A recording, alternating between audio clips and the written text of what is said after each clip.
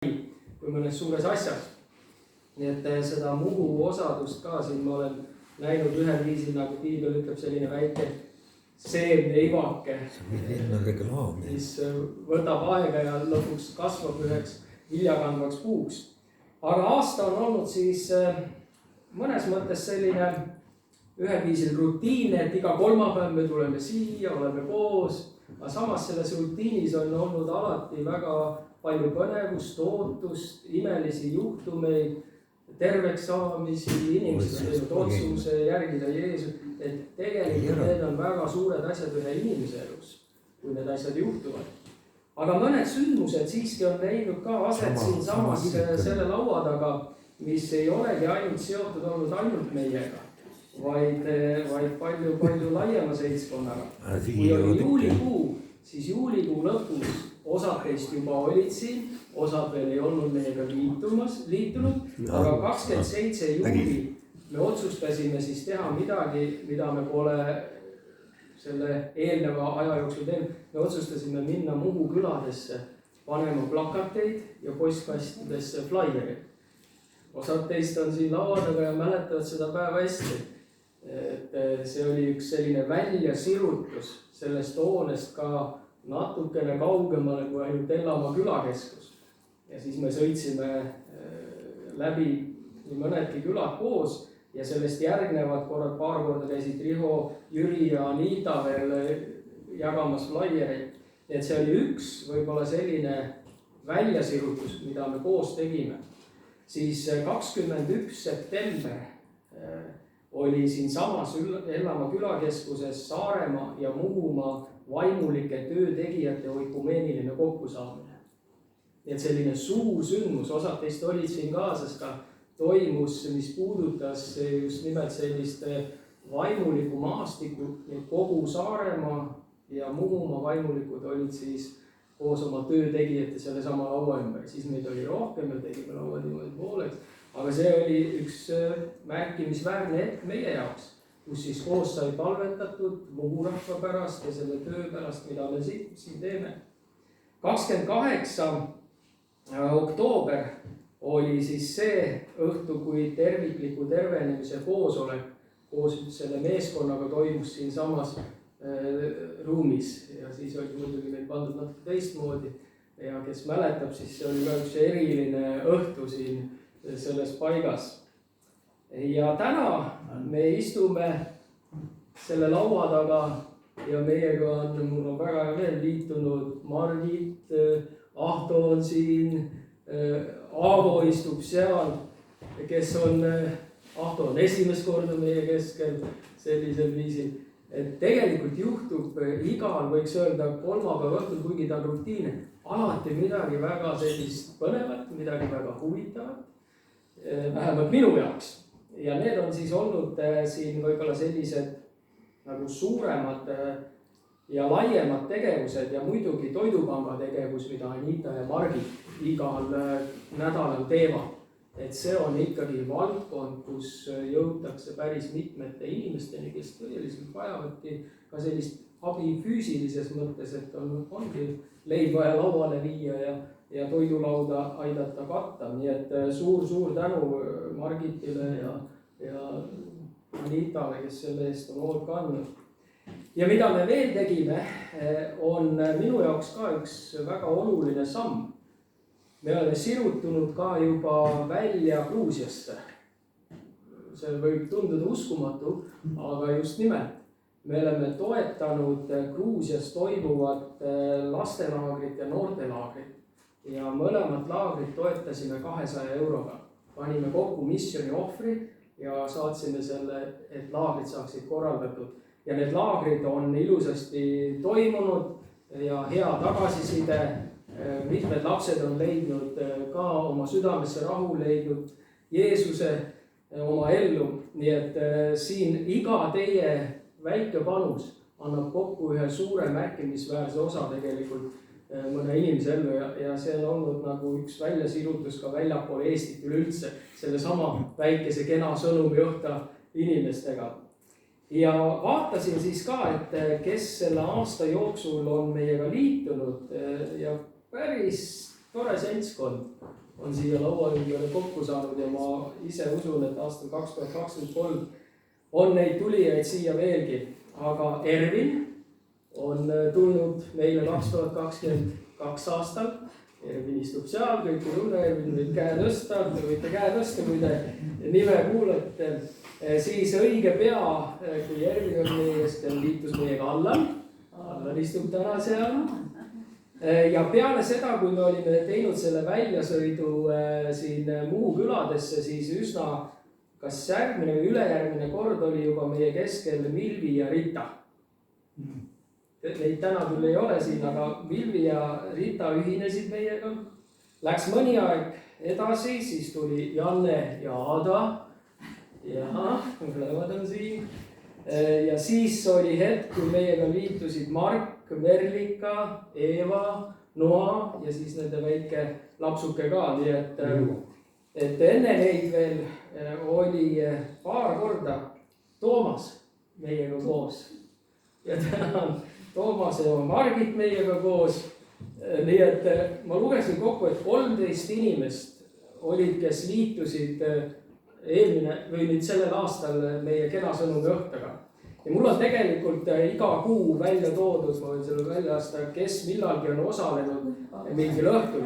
Nii et ma olen püüdnud pidada sellist, kuidas öelda, nagu ajalugu ka, sest ma usun, et see sama väike algus siin on ühel päeval üks väga märkimisväärne ajalugu selle koha jaoks ja siis tasub, nii nagu vanastes kirjutajad, olid üleskirjutajad, kes märkisid. Sest me järel tulevad põlvkonnad, tulevad siin Toomas ja Noa ja siis nendel on põnev võtta see kätte ja vaadata, kuidas see asi algas siin ühel päeval. Et selle tõttu pidasin siis oluliseks ka teha.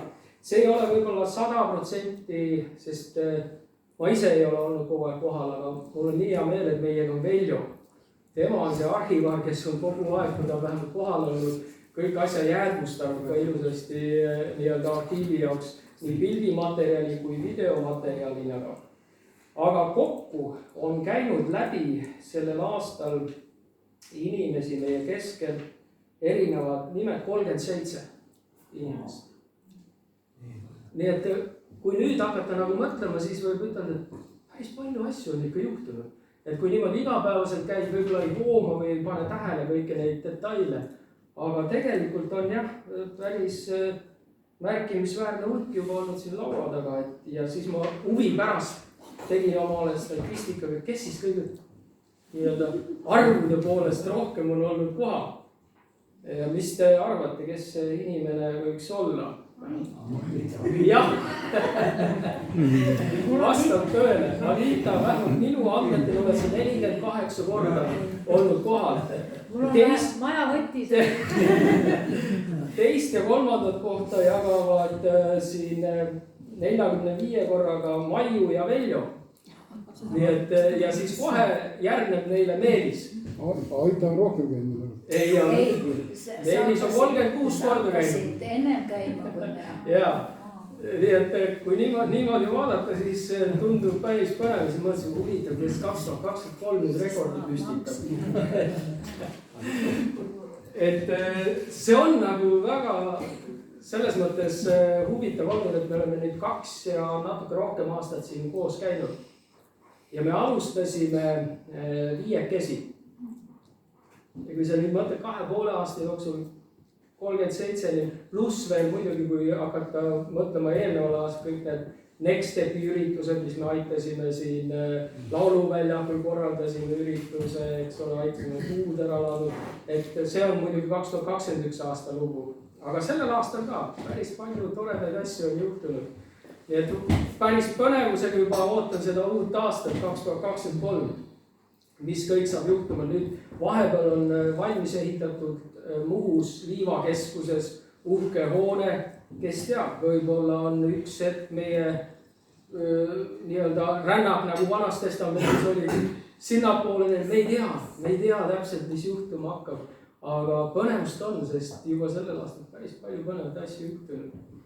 Ja mul on tavaks olnud see endal ka, võib-olla mõni ka teist praktiseerib, et kui uus aasta algab, siis ma olen piiblit lugenud sellise pilguga ka, et mis võiks olla nagu selline juhtsalm minu jaoks aastal 2023. 2022 oli minu juhtsalmiks Hebra kirjas 10. peatükk 24. salm, kus ta ütleb, et mõtelgem üksteisele, kuidas üksteist virgutada armastusele ja headele tegudele.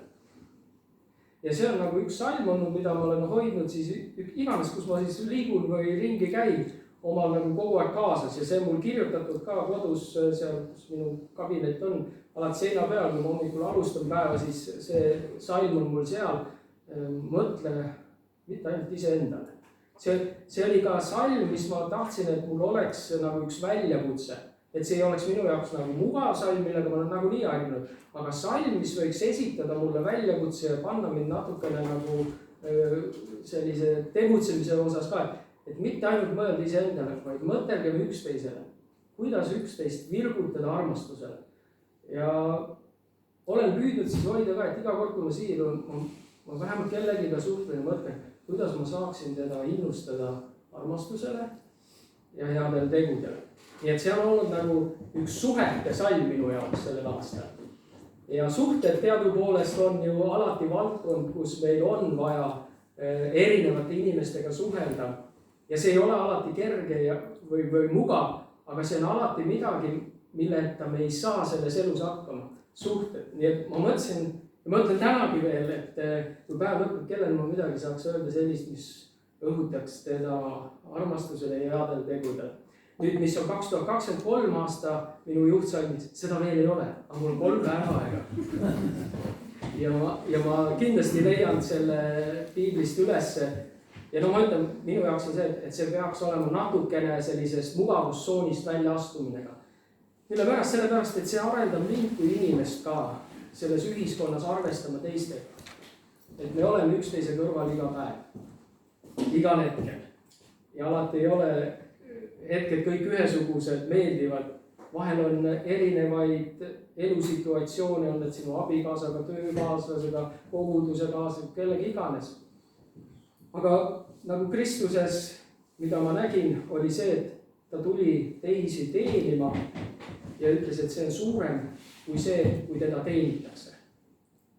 Et see on minu meelest väga ilus selline juhtmõttega, mis võiks olla, võib-olla kellegil ongi see järgmise aasta juhtsaim, et teenija on alati suurem sellest, keda teenitakse.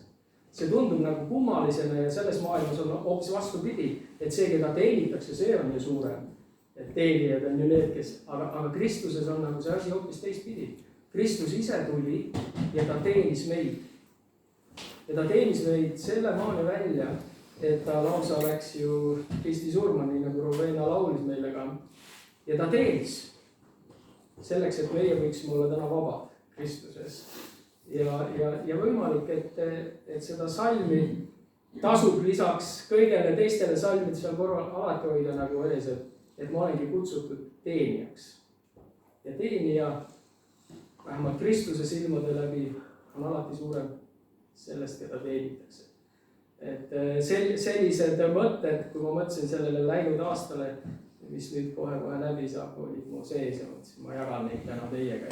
Selleks me ju siin koos käime, et üksteist julgustada, virgutada armastusele ja headele tegudele. Et sellega mina oma osa lõpetan. Aga nii nagu ütlesin, kui kellelgi on ka midagi jagada või mõni mõte kaasa anda veel siin selle aasta viimastel päevadel, siis muidugi võite seda teha. Ja muidugi ma tahan tänada kõik, kes mis iganes valdkonnas siin on tänagi erinevaid inimesi teeninud meid nii suurepäraselt, et kringlid ja kõik need soolastuid salatid ja ma isegi ei tea, kes kõik on valmistanud need, aga need on imemaitsvad ja seda on kohe tunda, et te olete seda armastusega teinud, et suur tänu teile. Et see, mida teie annate, see tegelikult moodustabki kogu selle terviku, kus me kõik oleme. Ja meie osa on olnudki alati selline, et me ei ole traditsiooniliselt, nagu on harjutud jumalateenistusi pidama, et lükatakse toolid nurka, inimesed istuvad seal ja siis kirikuõpetaja või kirikupapp, kuidas kedagi kutsub seda, siis peab kõne maha ja siis teised lähevad kuuldub koju. See ka tore ja see on omal kohal, aga meie oleme leidnud kuidagi siin selle viisi, et ühiselt laua ümber, jagades selliseid elulisi lugusid ja sidudes neid piibli narratiivi või lugudega, on võib-olla see praktilisem viis, mida me vajame nagu igapäevases elus iga päev. Et see on nagu olnud see formaat. Me ei tea ka, kuidas asjad kujunevad, edasi lähevad. Võimalikult ühel hetkel tuleb meil vaadata, mis on see parim viis, mis toimiks ja töötaks. Tähtis on see, et me saaksime siia tulles nagu abi. Me leiaksime, et vaat see on see koht, kus ma nädala sees saan laetud, jaksan järgnevad päevad edasi minna. Ja mis on minu jaoks nagu oluline on see just, et nagu Kristus ütleb, et kõike teha, kui seal sees ei ole armastust, siis sellest ei ole mitte mingit tolku ega kasu. Et see kõik, mida me teeme, peaks sündima ja toimuma armastuses, teineteisest hoolimises ja kui on mingeid asju tulnud, mida ikka tuleb elus, siis me oleme inimesed, kes julgevad andeks paluda, kui me oleme ise kellegi midagi teinud, siis palume andeks, kui keegi meile teinud, anname andeks, et see on nagu alati see suhete ploki üks lahutamatu osaga. Ja seal meid treenitakse, seal meid volmitakse ja valmistatakse ja see on mitte alati meeldiv koht, aga see on hea viis, kuidas kasvada nagu selles elus inimeseks, kes mõistab ka teisi inimesi. Nii et aitäh teile kõigile ja Ruvenale ka, kes kui vähegi võimalik on ikka tulnud meid ja rõõmustanud ka muusikaga. Nii et saad seda äkki nüüd veel teha.